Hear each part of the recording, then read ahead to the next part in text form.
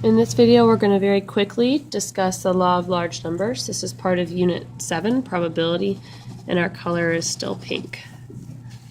The law of large numbers states that as the number of trials increases, the theoretical probability approaches the experimental probability.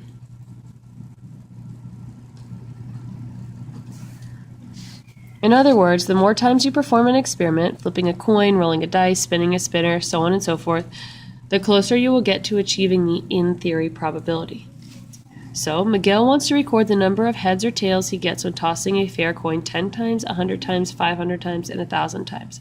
Which number of tosses will likely come closest to getting heads 50% of the time and tails 50% of the time?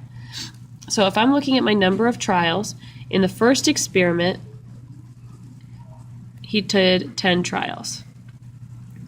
In the second experiment, he did 100 trials.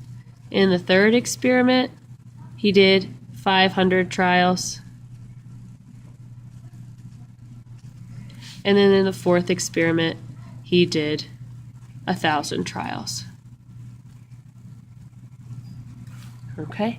And it says the more times you do the experiment, the closer you will be to achieving the theoretical probability. So in this case, experiment 4, he did the most trials.